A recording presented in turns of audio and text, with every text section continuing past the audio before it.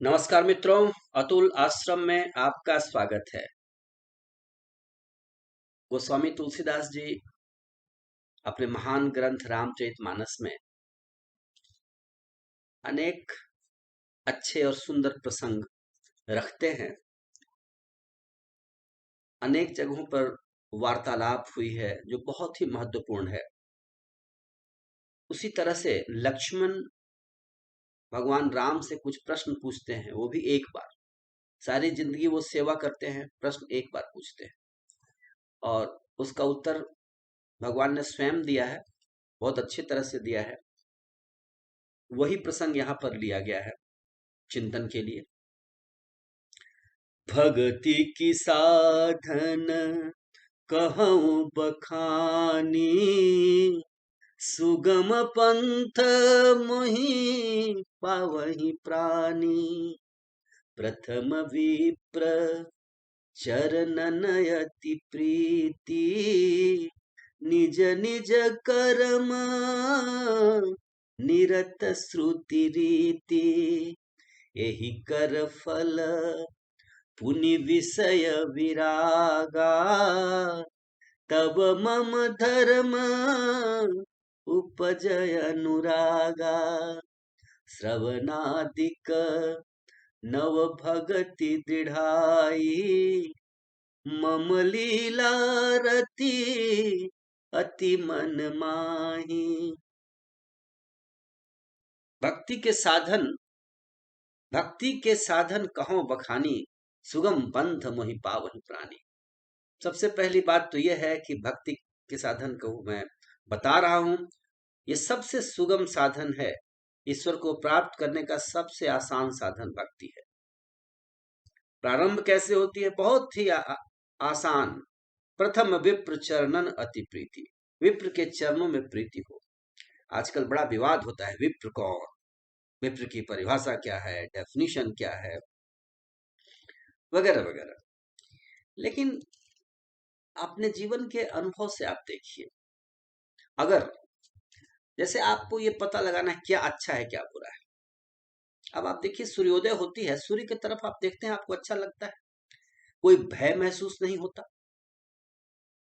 किसी से डर नहीं लगता कि मैं सूर्य की ओर देख रहा हूं तो लोग क्या कहेंगे। ऐसा कहीं कुछ नहीं है। तो जिस कार्य को करने में आनंद महसूस हो, प्रसन्नता आए, वह अच्छा कार्य है। उसी तरीके से जिस चीज को करने में आपको दुविधा है, हिचक है, आप छिप के करना चाहते हैं, या आप सबके पास जो शब्द नहीं बोलना चाहते वो अच्छे शब्द नहीं है, जिस साहित्य को पढ़ने के लिए आप छिपते हैं कहीं पर, वो अच्छा साहित्य नहीं है। सिंपल सी बात है।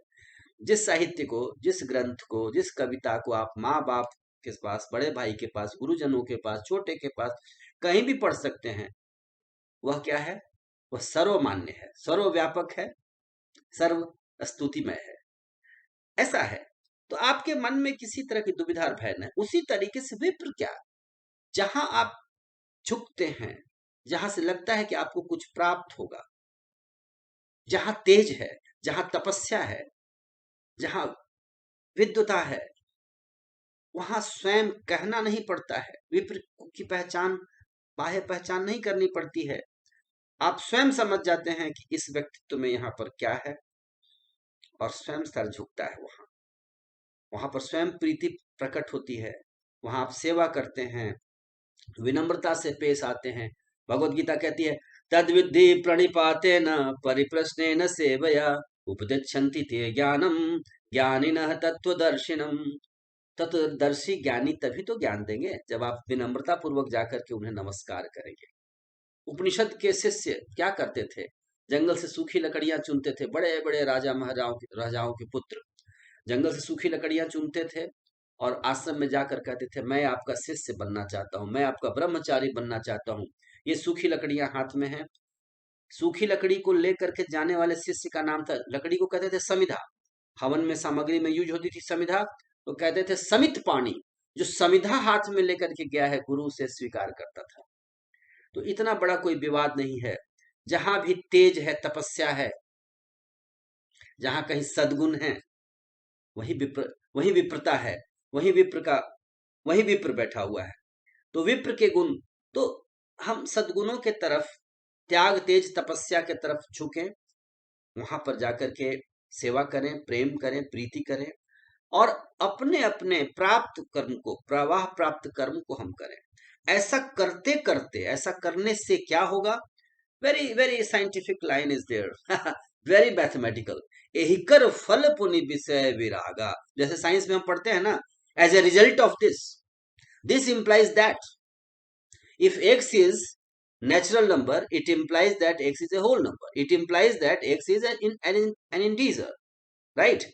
अगर अगर x अगर कोई आदमी है, वो डॉक्टर है, ठीक है, अगर वो डॉक्टर है तो आदमी है। उसी जैसे आप ये समझ सकते हैं कि जैसे x पंजाब का है तो x इंडियन है, तो एक स्टेटमेंट दूसरे स्टेटमेंट को क्या करता है?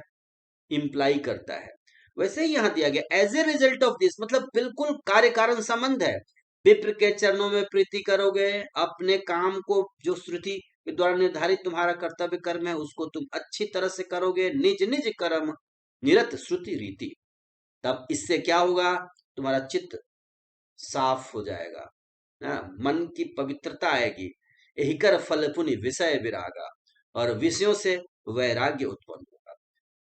तो खेत तैयार होगा, तो वहां पर क्या होगा? जब आपने झाड़ झंखाड़ हटा दिया, कांटे हटाए, तो एक अच्छा खेत बना, वहां पर क्या होगा? अच्छे अच्छे फूल उगेंगे। तब मम धर्म उपज अनुरागा, तब मेरे धर्म के प्रति अनुराग, व्यक्ति का अनुराग धर्म के प्रति, अच्छाई के प्रति, सत्य के प्रति हो जाता है, जब मन में इस तरह का विषयों से वैराग्य होता है। लेकिन विषय के वैराग्य के पहले क्या है कि जहां भी विप्र हों, जहां भी श्रद्धास्पद लोग हों, जहां भी त्याग तपस्या और तेज हो, वहां जाकर के हम झुकें, विनम्रता पूर्वक सेवा करें और अपने काम को ठीक से करें। तो विषय में विराग, फिर धर्म में अनुराग की उत्पत्ति, और तब भक्ति की शुरुआत, तब भक्ति का प्रारंभ। और भक्ति तो प्रारंभ ही होता है कैसे? तो पहले सुनते हैं, श्रवण। जे कहत गावत सुनत समझत नर परम पद पावही, सकल सुमंगलदायक। सुंदरकांड का अंतिम दोहा, रघुनायक गुणगान, सादर सुनहि जे तरहि भव, सिंधु बिना जल जान। और सुंदरकांड शुरू होने के पहले किष्किंधा के अंत में क्या है?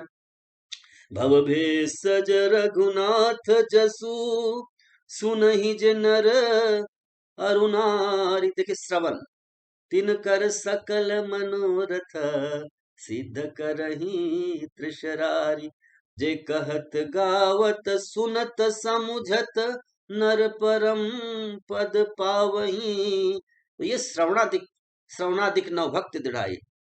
सबरी को भगवान क्या कहते हैं? प्रथम भगति संतन कर संगा, दूसरी रतिमव कथा प्रसंगा। तो इस तरह से श्रवण होगा, फिर क्या होगा? मम लीला रति अति मन माही, मम गुण गावत पुलक शरीरा, गदगद गिरा नैन बह नीरा, कामादिक मद दंभन जाके, तात निरंतर बस में ताके। तो ये बड़ा ही अद्भुत प्रसंग है, ये दो भाइयों के बीच का प्रसंग है, बड़े भाई और छोटे भाई। हमारी पूरी भारतीय संस्कृति इस तरह के बातों में लवलीन हो जाती है। रामचंद्र, चारों भाई, हनुमान जी, ये हमारे सिस्टम में है, हमें किसी का रेफरेंस की जरूरत नहीं पड़ती। पीढ़ी दर पीढ़ी हमारे रक्त के साथ हमारे हृदय में ये प्रवाहित हो रहे हैं, राम लक्ष्मण भरत शत्रुघ्न हनुमान सीता माता। तो ये देखिए कितना पावन प्रसंग है। छोटा भाई बड़े भाई की जिंदगी जीवन भर सेवा करता है, कुटिया बनाता है, चरण दबाता है, लकड़ी लाता है, सब पानी भर करके लाता है, प्रश्न नहीं पूछता है। पत्रकार आते हैं और प्रश्न की झड़ी लगा देते हैं। हमारी संस्कृति कहती है पहले सेवा करो तब प्रश्न पूछो। तद्विधि परिपाते न परिप्रश्न न सेवे, भगवत गीता कहती है। तो लक्ष्मण जी ने बड़े कम सवाल पूछे हैं, चुपचाप सेवा की है, चुपचाप सेवा की है। तुलसीदास जी उनकी प्रशंसा में कहते हैं, बंदव लक्ष्मण पदजल जाता, शीतल सुभग भगति सुखदाता, रघुपति कीरति विमल पताका, दंड समान भयहु जस जाका। लक्ष्मण ने तो अपने कीर्ति को दंड के समान, एक लाठी के समान बना दिया। चुप खड़ा है लाठी, झंडा उसके ऊपर फहरा रहा है, कीर्ति झंडे की है, कीर्ति राम की है, जय जयकार राम का हो रहा है। लक्ष्मण तो चुप बैठा है, सुमित्रा का पुत्र चुप बैठा है। केवल सेवा करता है, केवल जागता है, कमांडो बन करके काम कर रहा है। तो कमांडो भी तो कभी एक सवाल पूछेगा। तो उतनी अनंत सेवा है, सारी जिंदगी सेवा है, एक बार प्रश्न पूछा गया है और उस प्रश्न के उत्तर में भगवान इस तरीके का, अपने छोटे भाई को तो आदमी जब भी समझाएगा प्रेम से समझाएगा, वेद पुराण सुनहि मन लाई, आप कहीं अनुजन समझाई। प्रभु श्री रामचंद्र तो बचपन से ही ये करते हैं कि जो भी समझ में आता है अपने अनुजों को समझाते हैं। और आज अनुज ने प्रश्न किया है, दार्शनिक प्रश्न किया है, जीवन के संबंध में प्रश्न किया है, तो उन्होंने इस तरह से उत्तर दिया है। और ये उत्तर, ये समाधान केवल लक्ष्मण के लिए नहीं है मेरे भाइयों बहनों, ये हम सबों के लिए है। हमारा घर ही मंदिर है, हमारा घर ही आश्रम है, हमारा घर ही मठ है, हमारा घर ही सब कुछ है, वही लेबोरेटरी है, वही रिसर्च का सेंटर, सब कुछ वही है। घर में हम इस बात की चर्चा करें, मानस को देखें और खोजें कहाँ पर ये पंक्ति है, फिर इस बात को हम 2 लोगों के साथ चर्चा करें, 4 लोग, तब ये बात आगे बढ़ेगी धीरे धीरे। हमें क्या करना चाहिए? हमें खूब पढ़ना चाहिए और चर्चा करनी चाहिए। हमारे उपनिषद के ऋषि क्या कहते हैं? स्वाध्यायन मा प्रमद, स्वाध्यायन मा प्रमद, स्वाध्याय च प्रवचने च। तो मित्रों, इस भक्तिमय पंक्ति पर हम ध्यान को केंद्रित करें, गाएं। यही कर फल पुनि विषय विरागा, तव मम धर्म उपज अनुरागा, श्रवणाधिक नौ भक्त दृढ़ाई, मम लीला रति अति मन माही।